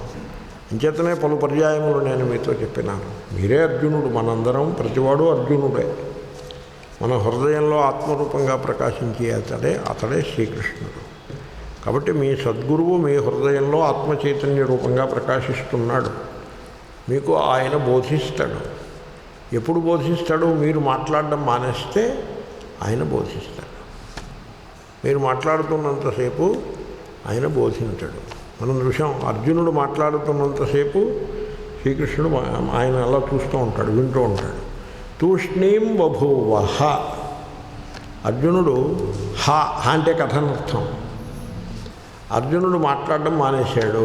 దెన్ శ్రీ భగవాను వాచ. మీరు మాట్లాడడం మానేయండి, దేవుడు మాట్లాడతాడు. నిజంగా నిజంగా మీరు ట్రై చేసి చూడండి. చిన్మయానందజీ మహారాజ్ అనేవారు, షటప్ అండ్ గెట్ అవుట్ అనేవారు. అదేమిటండి, పాఠం వినడానికి వస్తే షటప్ అండ్ గెట్ అవుట్ అంటారు. షటప్ అంటే నీ మైండ్ పరిపరి విధములుగా తలపోస్తూ ఉన్నది. షటప్ అంటే మైండ్ యొక్క చలనము ఆగిపోనిమ్ము. No more thoughts. Get out. Thoughts ఎప్పుడైతే లేవో మీరు సంసారం నుంచి బయటపడిపోయారంటే. ఎందుకంటే సంసారం అంతా థాట్స్లోనే ఉంటుంది. థాట్స్ ఆగిపోతే సంసారం ఆగిపోయింది. ఏమంటే ఈ సంసారం నుంచి బయటపడడం ఎలాగా? Very simple. Shut up and get out అనేవారు. కాబట్టి మీరు ఆ కథా సందర్భమును దాని గురించి ఊరికే వ్యాఖ్యానాలు అవి చేసుకోవడం అనవసరం. అది పూర్తి చేసేయటం కోసం మొదలుపెట్టుతున్నాడు. సంజయ ఉవాచ. కాబట్టి మీరేం చేయాల్సి ఉంటుందంటే షటప్ అండ్ గెట్ అవుట్. ఈ కథలు పట్టుకుని సాగతీయడం కాదు. ఓకే, నేనేదో చెప్పాను ఓన్లండి. సంజయ ఉవాచ. సంజయుడు చెప్పినాడు ఏమని? ఈ విధంగా నేను వాళ్ళిద్దరి సంవాదమును విన్నాను. కథ పూర్తి చేస్తున్నాను. ఓకే, ఈ కథకి మీరేమీ వ్యాఖ్యానాలు చేయవద్దు, కథ పూర్తి చేస్తున్నాం అంతే. శ్రీకృష్ణునికి ఎవరికి సంవాదము? వాసుదేవుడు. కథ కనుక వసుదేవపుత్రుడని చెప్పచ్చు మీరు. బోధలో వాసుదేవ శబ్దం వచ్చింది. వాసుదేవ సర్వమితి సమహాత్మా సుదుర్లభ అని ఒక శ్లోకం వచ్చింది. అక్కడ వాసుదేవుడు అంటే వసుదేవపుత్రుడు కాదు. ఎందుకంటే వసుదేవపుత్రుడైతే వసుదేవపుత్రుడే అవుతాడు, కానీ సర్వం ఎలా అవుతాడు కదా. అక్కడ వాసుదేవుడు అంటే వాసు సత్ దేవాచిత్, ఇప్పుడు సర్వము అవుతాడు. కాబట్టి ఆ వాసుదేవుడు వేరు, ఈ వాసుదేవుడు వేరు. ఇది అపత్యార్థ ప్రత్యయం. వసుదేవస్య అపత్యం వాసుదేవ. కాబట్టి వసుదేవపుత్రుడైన శ్రీకృష్ణునకు కుంతీపుత్రుడు, పృథ అంటే కుంతీపుత్రుడైన అర్జునునకు సంవాదము. వీళ్ళిద్దరిలో గొప్పవాడెవడు, మహాత్ముడెవడు? ఇద్దరూ మహాత్ములే. మహాత్మనః వాసుదేవస్య, మహాత్మనః పార్థస్య. మీరు ఎక్కడో ఒకటి పెట్టుకోండి, రెండింటికి పెట్టుకోండి, మీ ఇష్టం. శంకర్లు ఆ పని చేయలేదు, ఈ పని చేయలేదు, ఆయన అలా వదిలేశారు దాన్ని. అసలు ఇంతటి చక్కటి శాస్త్రమును బోధించిన శ్రీకృష్ణుడు మహాత్ముడు. ఆయన ఆ విధంగా బోధించున్నట్లు ప్రార్థించిన అర్జునుడు విన్నవాడు, తెలుసుకున్నవాడు, వీడు మహాత్ముడే. వాళ్ళిద్దరి యొక్క సంవాదమును నేను ఈ విధముగా విన్నాను అని సంజయుడు ధృతరాష్ట్రుడికి చెప్తున్నాడు. ఈ సంవాదము అద్భుతము, ఆశ్చర్యము. ఇటువంటి సంవాదము మరి ఒకటి లేదు. కథలు ఉన్నాయి, పురాణాలు ఉన్నాయి, కాలక్షేపాలు ఉన్నాయి, ఒగ్గు కథలు ఉన్నాయి, బుర్ర కథలు ఉన్నాయి, హరికథలు ఉన్నాయి, మరో కథ ఉన్నది, మరో కథ ఉన్నది. ప్రపంచం అంతా కథలతో నిండిపోయి ఉన్నది. మతం అంటే కథలు అనే పరిస్థితికి పట్టుకొచ్చి కూర్చోబెట్టారు దాన్ని. మతం అనగానేమి కథలు, దేవుడు అంటే ఏమిటి కథలు. ఓకే, ఆ విధంగా తయారు చేసి పెట్టారు. సో వాటెవర్, ఈ సంవాదమును నేను విన్నాను, వాళ్ళిద్దరి మధ్యన కలిగిన సంవాదమును నేను విన్నాను. ఈ సంవాదము అద్భుతము. ఎందుకంటే ఇది కథలు లేవు దీంట్లో, ఇది కథ కాదు. ఇది ఇటువంటి అద్భుతం అని చెప్తూ నేను ఏదో చెప్పాను. అద్భుతం ఎందుకని, ఎక్కడా ఇటువంటి సంవాదము మీకు వినబడదు. మీరేమనుకోనంటే నేను మాట్లాడతా, వేదాంతమును డైల్యూట్ చేయకుండా, షుగర్ కోట్ చేయకుండా, యథాతథముగా ఉన్న సత్యమును ఉన్నట్లుగా చెప్పేటువంటి సందర్భములు చాలా అరుదు. ఎక్కడైనా అటువంటి సందర్భం ఉంటే అది అద్భుతమే, అది అద్భుతమే, అది అద్భుతం. రండి, మీరందరూ దగ్గరికి రండు, చదువుకోండి, మీరందరూ భగవద్గీతను చదువుకోండి అనడమే అద్భుతమై కూర్చున్నది. అందరూ అలా అంటలేదు. మొన్న ఒక ఆయన ఉపదేశం చేస్తున్నారు, ఆ ఉపదేశం విన్నాను నేను. నాకు చాలా దుఃఖం అనిపించింది. పాపం వాళ్ళందరూ వచ్చి కూర్చున్నారు, లేడీస్, జెంట్స్. మీరందరూ రాధే గోపాల, రుక్మిణీ గోపాల అనుకుంటూ ఉండండి. శివ శివ శివ, పార్వతీ సమేత శివ అని అనుకోండి. శివాయ నమః అని కూడా అనుకోండి. నమశివాయని మాత్రం అనవద్దు. ఏదో కోతి మనస్సులోకి రాకుండా చూసుకోవాలి. వాడు సరిగ్గా ఏది ఎలా వద్దో చెప్తాడో అదే అంటాడు. ఎందుకు ఈ బోధ ఏమిటిది? నమశివాయ అనద్దు, ఓం నమశివాయ అనద్దు. ఎందుకంటే ఓం అని సన్యాసులు అనాలి తప్ప సంసారాలు అనకూడదు. అంటే కాబట్టి మీరందరూ సంసారులు, మేము సన్యాసులు. ఈ రోజుల్లో మీరు చెప్పండి, సంసారియా సన్యాసి సంసారియా? కొంచెం చుట్టూ పరికించి చెప్పండి. మీకు ఎలా కనపడుతున్నారు? సంసారులుగా కనపడుతున్నారా? సన్యాసులు సంసారులుగా కనపడుతున్నారా? మరి కాబట్టి ఇప్పుడు ఓంకారానికి అర్హత మీకే ఉంది, సన్యాసులకు లేనే లేదు. వీళ్ళు సంసారాలే కూర్చున్నారుగా. మీరు ఓం అనద్దు, నమశివాయ అని కూడా అనద్దు. ఎందుకంటే అది వేదము. మీకు వేదం పలికే అర్హత లేదు, దానికి మీరు తగరు. కాబట్టి మీరు నమశివాయ అనకూడదు, శివాయ నమః అనొచ్చు. ఈ హిపాక్రసీకి హద్దే లేదు. శివాయ నమఃకి నమశివాయకి భేదమే లేదు. ఏమీ తెలియదు, ఏమీ తెలియదు. మరో భాషలో ఏమైనా ఒకసినంత తేడా ఉంటే ఉండవచ్చు కాక సంస్కృతంలో అసలే లేదు. ఎందుకంటే విభక్తులన్నీ కూడా ఫిక్స్ అయిపోయి ఉంటాయి. మీరు ఆ శివాయని ఎక్కడ పెట్టినా నమహాకి చేరుతుంది. అది వెళ్ళి ఎక్కడ పెట్టినా, ముందు పెట్టినా వెనక పెట్టినా అంతా ఒకటే. ఘన చెప్పమంటే నమ శివాయ, శివాయ నమో నమ శివాయ అని చెప్తున్నాడా లేదా? ఇటు నుంచి అటు, అటు నుంచి ఇటు అని ఉపదేశం చేస్తున్నారు. అటువంటి సందర్భంలో రండి, మీరందరూ రండి, చదవండి, భగవద్గీతను తెలుసుకోండి అని ఆహ్వానించి, ప్రేమించి భగవద్గీతని కుల, వర్ణ, మత, వర్గ, లింగ వివక్ష లేకుండగా అందరినీ ఆత్మరూపంగా భావించి ప్రేమతో బోధించడమే అద్భుతం. అదే అద్భుతం. అలా అయిపోయింది పరిస్థితి. అవునంటారా? అద్భుతం. సంజయుడు అద్భుతాన్ని నేను మనకి పెట్టాను. అద్భుతం, రోమహర్షణం, ఒళ్ళు గగుర్పాటును కలిగించేటువంటి అద్భుతము. ఇంతటి అద్భుతము ఎక్కడా కనలేదు, వినలేదు. తలుచుకుంటే ఒళ్ళు గగుర్పాటు కలుగుతోంది అంటున్నాడు. ఎవరు సంజయుడు సంవాదము. మీరు 18 అధ్యాయాలు చదివారు, మీకు అలాంటి అద్భుతం అని అనిపిస్తుందా? ఒళ్ళు గగుర్పాటు కలుగుతోందా? ఆ వండర్, సెన్స్ ఆఫ్ వండర్ మీలో ఉందా లేదా? సెన్స్ ఆఫ్ వండర్ లేకపోతే మీరు యాంత్రికముగా అయిపోయినారు, యాంత్రికముగా అయిపోయినారు. మీకు దాంట్లో ఇంకా ఆనందమేమీ లభించదు. ఆ సెన్స్ ఆఫ్ వండర్ని అట్టిపెట్టుకోవాలి. గుడ్ కుక్ ఎవరండి? మంచి కుక్ ఎవరండి?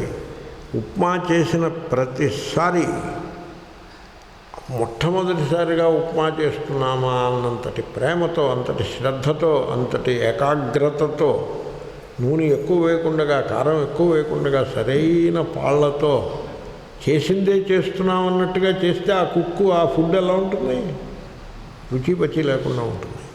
చేసింది చేయటం లేదు, రోజు చేసి ఉప్మా చేయటం లేదు, మొట్టమొదటిసారి ఉప్మా చేస్తున్నాను అన్నట్టుగా అమ్మగారు చేసి వడ్డించారనుకోండి, ఆ ఉప్మా ఎలా ఉంటుంది? కాబట్టి చేసింది చేయడం అనేది ఉండదు. ఎప్పుడు మీలో ఆ వండర్ సెన్స్ ఉన్నప్పుడు. వైదికులు, ఋషులు సూర్యుడిని చూసినప్పుడల్లా మురిసిపోయేవాళ్ళు.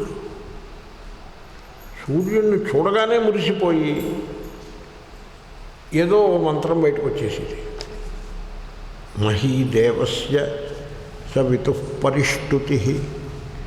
ఆ సూర్యదేవతను స్తుతించినంత అధికంగా ఇంకా మరి ఏ దేవతను ఋషులు స్తుతించలేదు. ఎందుకని? చూసిన ప్రతిసారి మురిసిపోతూ ఉండేవారు. అబ్బా ఎంత ఎంత గొప్ప, ఆ పరమాత్మ యొక్క విశేషం ఎంత గొప్పది అని అలా మురిసిపోతూ ఉండేవారు. అది అద్భుత శబ్దానికి అర్థం.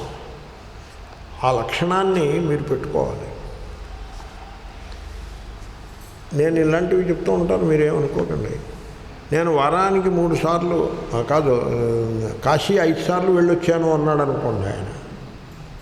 మొదటిసారి వెళ్ళి రెండోసారి మళ్ళీ ఎందుకు వెళ్ళాల్సి వచ్చింది అంటే, మొదటిసారి అదేమీ అది వండర్ అవ్వలేదు, అక్యుములేషన్లో పడింది. అప్పుడే 2 సార్లు వెళ్ళాను అంటే మొదటిసారి ఇన్కంప్లీటే కదా.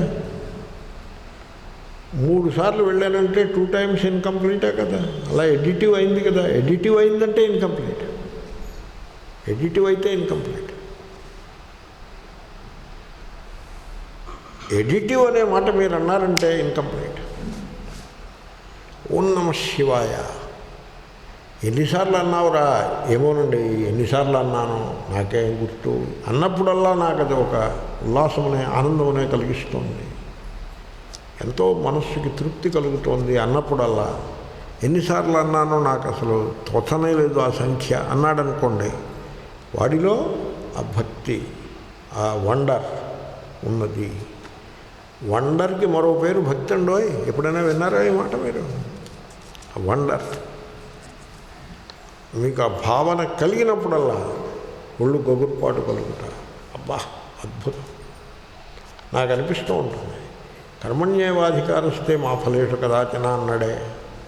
మొత్తం మీమాంసా శాస్త్రమును వాళ్ళు కుమారుల భట్టు, జైమిని మహర్షి, శబరస్వామి వీళ్ళందరూ తమ జీవితములన్నింటినీ ధారపోసి తపస్సు చేసి ఒక పెద్ద శాస్త్రాన్ని నిర్మాణం చేసి పెడితే దాన్నంతని ఒక్క మాటలో తీసి బంగాళాఖాతంలో పడేసాడు, తీసుకెళ్ళి శ్రీకృష్ణుడు.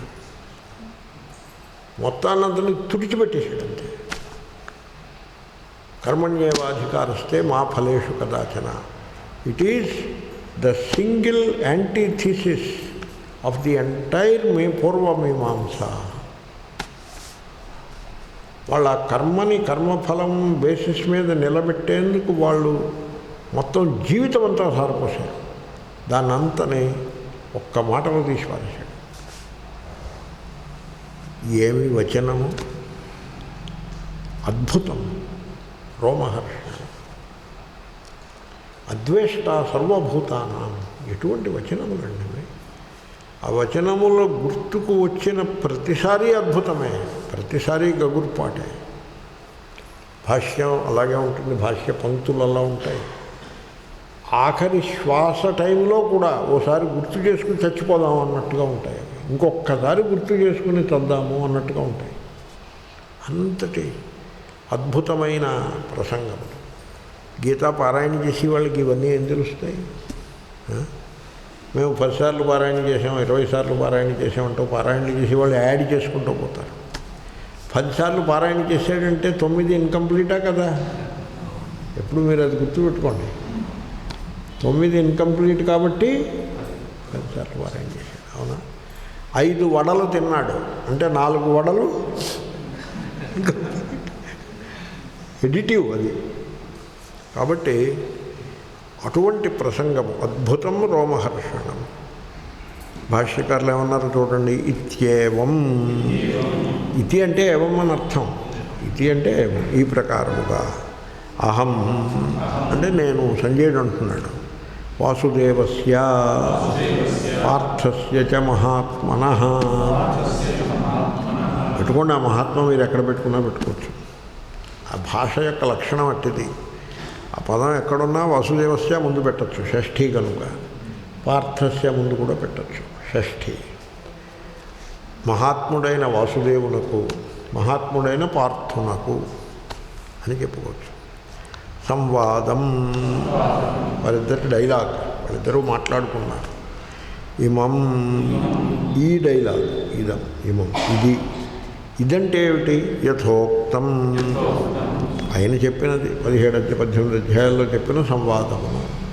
అశ్రౌషం, శ్రుతవాన్, నేను విన్నాను. అశ్రౌషం లుంగ్. లుంగ్, లుంగుకి క్యారెక్టరిస్టిక్స్ 2 ఉన్నాయి. ఒకటి సిచ్, 2 వృద్ధి. శిచి వృద్ధి పరస్మైపదేషు. అదిగో వృద్ధి కనపడుతుందిగా, అశ్రౌషం అని. ఔ కనపడిందిగా, ఊ కాస్త శ్రు కాస్త ఔ అయిందిగా వృద్ధి. ఆ వృద్ధి ఎందుకు వచ్చింది? శిచి వృద్ధి పరస్మైపదేషు సూత్రం. మరి సిచ్ షమ్ ఉంది చూసారా, షా అయింది. అది సా కాస్త షా అయింది. ఇంకో అవును బట్టి సా షా అయింది. ఆ 2 చూడగానే ఇది లుంగ్ అని గుర్తుపట్టచ్చు. ప్రయోగములన్నింటిలో చాలా అందమైన ప్రయోగము లుంగ్, కఠినమైన ప్రయోగము కూడా లుంగే. ఓకే, లుంగు ప్రక్రియని కనుక సమర్థవంతంగా నిర్వహించేటంటే వాడు వైయాకరణుడు అయిపోతాడు. వాడికి ఆ డిగ్రీ ఇచ్చేయచ్చు, ఆ టైటిల్ ఇవ్వచ్చు. చాలా చక్కటి లుంగ్ ప్రయోగం. అశ్రౌషం. ఓకే, నేను వింటిని. అశ్రౌషీత్ అని ఉంటుంది ప్రథమ. అశ్రౌషం, నేను వింటిని. శ్రుతవానస్మి, నేను వింటిని, విన్నవాడను అగుచున్నాను. వినడం గతంలో అయింది, అస్మి ఇప్పుడు పర్వాలేదు. అద్భుతం, అత్యంత విస్మయకరం, చాలా ఆశ్చర్యమును కలిగించేటువంటి ప్రసంగం. ఇప్పుడు శ్రీకృష్ణుడు అన్నాడు తుల్య నిందాస్తుతి అన్నాడు. ఏమిటండి నిందాస్తుతులలో సమానముగా నుండుట అంటాడేమిటి? హౌ అన్నాడు. వాడు ఎదరవాడు స్తుతిస్తుంటే కొంచెం ఉబ్బిపోకుండా, నానబెట్టిన శనగల్లాగా ఉబ్బిపోకుండా ఉండాలి స్తుతిస్తుంటే. తిడుతుంటే ముఖ కవళికలు మారిపోకుండా అలా చిరునవ్వుతో ఉండాలి. ఇది ఎక్కడ బోధండి? ఇది ఎలా కుదురుతుంది? Is it possible? Suppose somebody says yes it is possible. Is it? Yes it is possible. My god, that is something. దాంట్లో రహస్యం ఉంది. అంటే ప్రసంగం వచ్చింది కాబట్టి చెప్తున్నా. మీరు ఎదరివాడు చెప్పి దానిని ఇంటర్ప్రెట్ చేశారనుకోండి, దాన్ని ఇంటర్ప్రెట్ తెలిసేసుకుంటూ ఉండడం. వాడు ఇలా అనేస్తున్నాడు, నా గురించి ఇలా అంటున్నాడు అని తెలిసేసుకున్నారనుకోండి, మీరు తుల్య కుదరదు. నిందకి మీరు రియాక్ట్ అవుతారు, స్తుతికి ఉబ్బిపోవడం ఉంటుంది. అలా కాకుండా వాడు చెప్పేదాన్ని పూర్తి అటెన్షన్ తోటి మీరు విన్నారనుకోండి, టోటల్ అటెన్షన్ అంటే వినికిడికి అటెన్షన్ అంటే ఎరుకకి మధ్యలో మైండ్ ఉండకూడదు. మైండ్ ఇంటర్ప్రెట్ చేస్తూ ఉంటుంది, అది ఇంటర్ప్రిటేషన్ ఉండదు. ఫుల్ అటెన్షన్తో వింటూ ఉంటారు. వాడు చెప్పిన మాటని ఫుల్ అటెన్షన్తో వింటారు. వింటే స్తుతి ఉబ్బిపోవుట ఉండదు, నింద మనస్సు కష్టపడుట ఉండదు, రెండు ఉండవు. వాడు చెప్తున్నాడు, ఎరుక ఉంటుంది, వింటారు. ఎరుకలో ఓహో ఇలా చెప్పాడు, ఇలా చేస్తున్నాడు, వీడు స్తుతిస్తున్నాడు, వీడు నిందిస్తున్నాడు అని ఎరుకయే ఉంటుంది తప్ప సుఖదుఖములు రెండు ఉండవు. ఈ మాట ఎలా ఉంది? తుల్య నిందా స్తుతి. చూడండి ఎంత లోతైన హ్యూమన్ సైకాలజీ దాంట్లో ఇమిడి ఉన్నదో చూడండి. మీరు కనుక ఆ స్థితికి చేరుకోగలిగితే, అంటే ఎదుటివాడి మాట్లాడే మాటని ఫుల్ అటెన్షన్తో వినుట, టోటల్ అటెన్షన్తో వినుట. టోటల్ అటెన్షన్కి మరో పేరే థాట్లెస్. థాట్ లేకుండా వింటారు. చెవులు ఉంటాయి, చెవికి అదే వినికిడికి ఎరుకకు మధ్యలో థాట్ ఉండదు.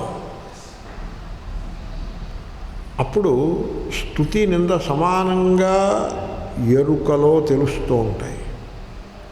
ఓ స్తుతి అని ఎరుకలో తెలుస్తుంది, అవేర్నెస్. నింద అని ఎరుకలో తెలుస్తుంది.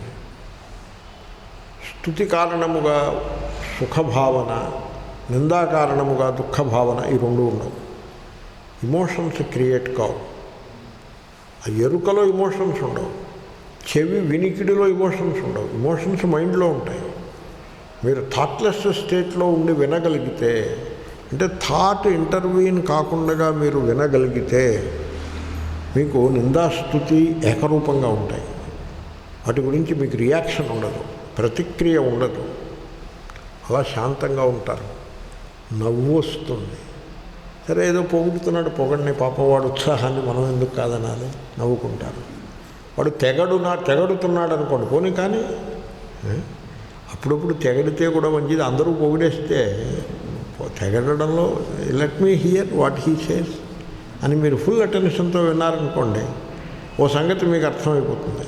ఏమిటో తెలిసిన వాడికి తెలియదు, ఈ డజంట్ నో, తెలిసిపోతుంది. ఒక ఆయన నాతో అన్నాడు, అలా నవ్వుతున్నావు ఏమిటని. నీకు తెలియదురమ్మా, తుమ్ బచ్చా హై, నీకు తెలియదు, అందుకోసం నవ్వుతున్నాను నేను. Look at that. ఇలాగంటే అత్యంత విస్మయకరములైన విషయములను శ్రీకృష్ణుడు శ్లోకం తర్వాత శ్లోకంలో ఎన్నెన్ని చెప్పినాడో చెప్పశక్యముగా. ఎన్నెన్నో. ప్రజహాతి యదా కామాన్ సర్వాన్ పార్థమనోగతాన్. ఎంత గొప్ప ఉపదేశం అంటే, మీరు చేసి చూస్తే మీరు చరితార్థులైపోతారు, వెంటనే జీవన్ముక్తులైపోతారు. అలాంటి వచనములు అమ్మమ్మ ఎన్నెన్ని చెప్పినాడో అద్భుతంగా చెప్పాడు. ఒళ్ళు గగురుపాటు కలుగుతుంది. నాకు ఈ శ్లోకాలు చూస్తుంటే నాకే గగురుపాటు కలుగుతుంది. సంజయుడు అలా రోమహర్షణం అంటాడు. అత్యంత విస్మయకరం. రోమహర్షణం, రోమాంచనం అంటే ఒళ్ళు గగురుపాటు కలిగించేటువంటి విధంగా ఈ సంవాదము నడిచినది. తంచేమం, అటువంటి సంవాదమును నేను విన్నాను అని సంజయుడు అంటున్నాడు. వ్యాసప్రసాదాత్ శ్రుతవాన్ ఏతద్గుహ్యమహం పరం యోగం యోగేశ్వరాత్ కృష్ణాత్ సాక్షాత్ కథయత స్వయం. శ్రీకృష్ణుడు యోగేశ్వరుడు, యోగ ఈశ్వరుడు. యోగి ఈశ్వరుడు కాదు. యోగి ఈశ్వరుడు అంటే యోగీశ్వరుడని వస్తుంది, సవర్ణ దీర్ఘ సంధి, అది కాదు, గుణసంధి. యోగేశ్వరుడు. యోగం జ్ఞాన, యోగం యోగ జ్ఞానం, యోగ జ్ఞానం. యోగం అంటే జ్ఞానం అండవే. ఓకే, యోగం అంటే జ్ఞానం. ఓకే, కాబట్టి యోగమునకు డెఫినేషన్ ఏమిటో చెప్పంటారా? Shut up and get out. అది యోగం. తం విద్యా దుఃఖ సంయోగ వియోగం యోగ సంజ్ఞితం. Shut up and get out. Shut up అంటే make the mind quiet, get out of sorrow, దుఃఖం నుంచి బయటపడిపోతాం. అది యోగం అంటే. దానికి యోగం అని పేరు. అది జ్ఞానము, తెలుసుకోవటం, లెర్నింగ్. లెర్నింగ్ అండి, ఎడిటివ్ కాదు, యాడ్ చేసుకుంటూ పోయే లెర్నింగ్ కాదు, ఎక్కాల పుస్తకం కాదు. ఎక్కాల పుస్తకం ఎలా మొదలు పెడతారో ఒకటో ఎక్కంతో మొదలు పెడతారు. ఉంటుంది పుస్తకంలో, ఒకటో ఎక్కం వచ్చేసింది నాకు, సరిపడదు, రెండో ఎక్కం నేర్చుకో, రెండో ఎక్కం కూడా వచ్చేసింది, గుడ్, మూడో ఎక్కం మొదలుపెట్టు. ఎడిటివ్. ఇది అలా కాదు, ఇది దీంట్లో ఎడిటివ్ ఉండదు. Knowledge beginningless and endless, complete. ఈ మాటలు గుర్తుపెట్టుకోండి. బిగినింగ్లెస్ అండ్ ఎండ్లెస్ ఎందుకని? ఎడిటివ్ కాదు కనుక. కంప్లీట్ ఎందుకని? ఎడిటివ్ కాదు కనుక. అలా కంప్లీట్, యాడ్ చేయాల్సిందేమీ లేదు. That is complete in it self. దానికి యోగము, జ్ఞానము, లెర్నింగ్, అది జ్ఞానం. శ్రీకృష్ణుడు యోగేశ్వరుడు. భారత సమాజానికి పట్టిన ఒక దుర్గతి ఏమిటంటే, శ్రీకృష్ణుడిని వీళ్ళు యోగేశ్వరుడు అనే విషయాన్ని విస్మరించి శ్రీకృష్ణుడిని ఇంకో రకంగా తయారు చేసి పెట్టుకున్నారు. వీళ్ళు రాసేశ్వరుడు అని కింద పెట్టుకున్నారు. అలాగే చెప్పారు, రాసేశ్వరుడు. రాస్ అంటే ఏమిటండి? కోలాటం ఉండాలి, హార్మోనియం ఉండాలి, తప్పెట్లు ఉండాలి, తాళాలు ఉండాలి, అమ్మాయిలు ఉండాలి. Look at that. What a pity. So మహాత్ములు చెప్పారు. ఆయన వివేకానంద స్వామి చెప్పాడు.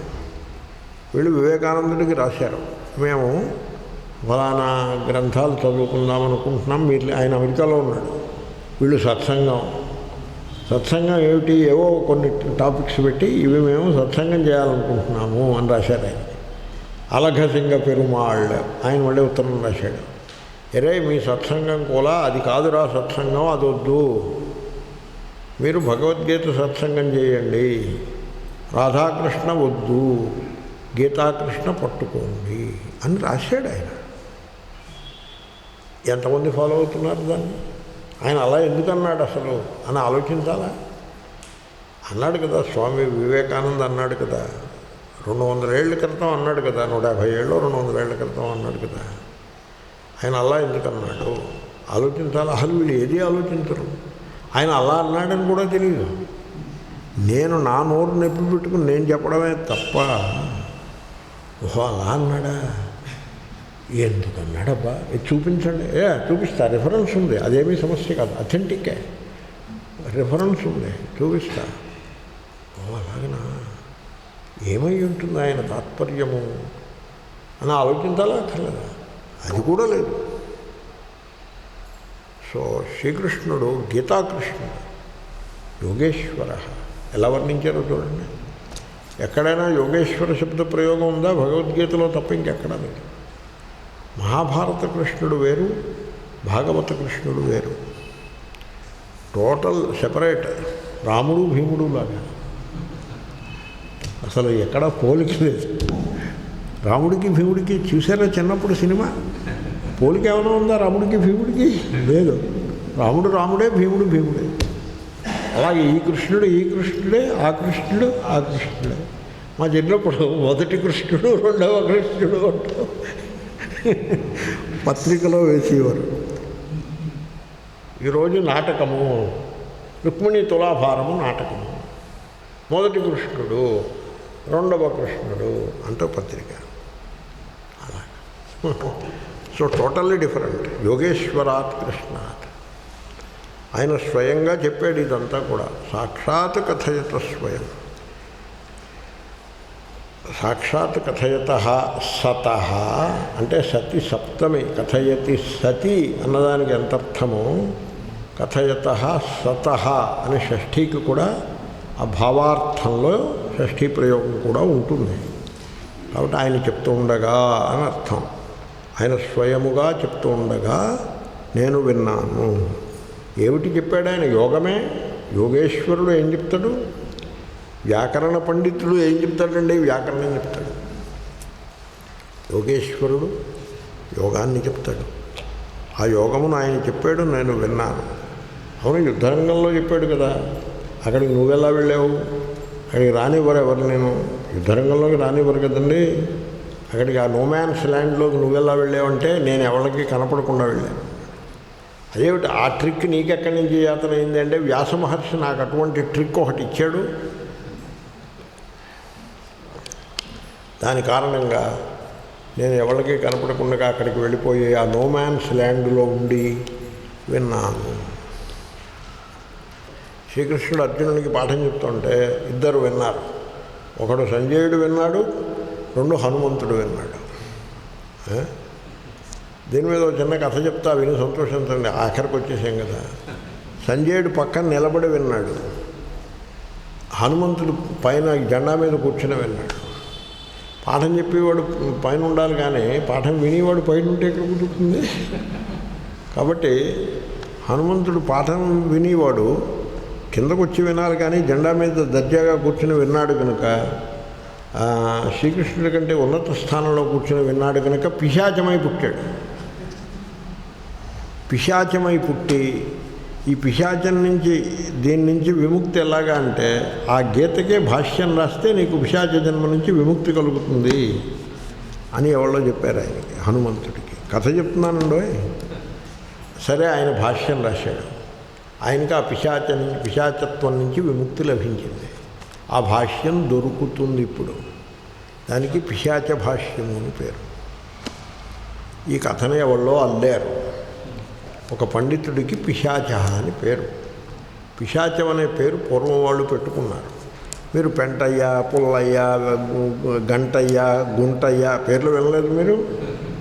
అలాగంటి పేర్లే పిశాచ అని ఆయన పేరు. ఆయన పండితుడు, ఆయన రాశాడు భాష్యం. నేను చూశాను ఆ భాష్యం, నా దగ్గర ఉంది కూడా, నేను చదివాను కూడా. అది శంకర భగవత్పాదుల యొక్క భాష్యంలోని పదములను, సమాసములను, పంక్తులను తీసుకుని రాశాడు ఆయన.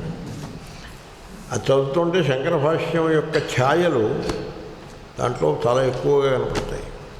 కొన్ని పదములకు శంకరులు ఇచ్చిన అర్థాన్ని ఆయన రాసేసుకుంటాడు, ఇంకా ఆయన స్వంతమైన లేకుండా. కొన్నింటికి స్వంతంగా రాశాడు. సో అలాంటి కథ కూడా ఒకటి గలదు. మీకు సాయంకాలం ఇంటికి వెళ్ళే ముందు కథ ఒకటి చెప్పాను కనుక నేను విన్నాను. ఇది చాలా గొప్పది, పరం, చాలా గొప్పది.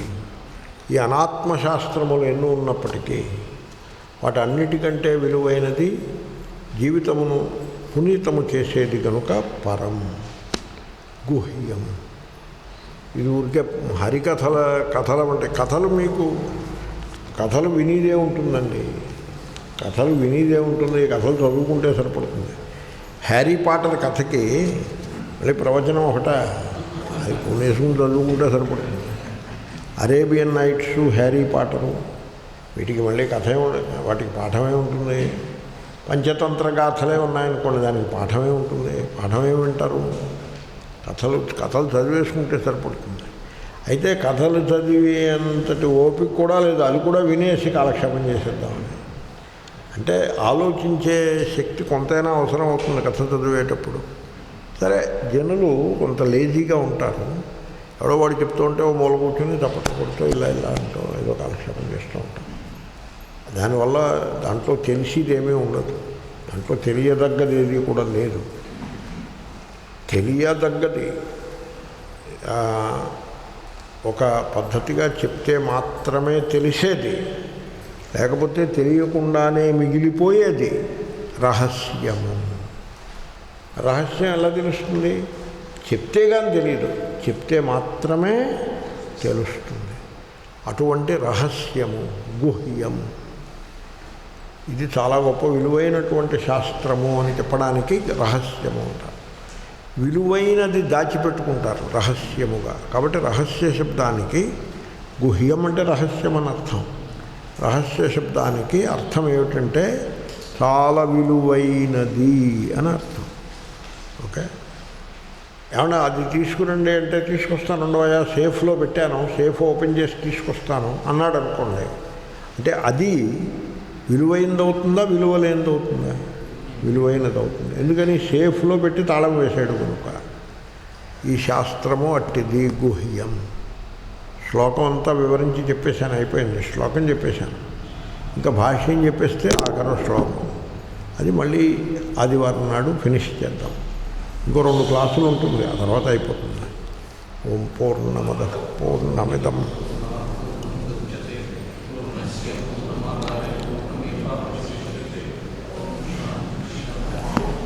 ఓం త్ర్యంబకం యజామహే సుగంధిం పుష్టివర్ధనం ఉర్వారుకమివ బంధనాన్ మృత్యోర్ముక్షీయమామృతాత్. ఓం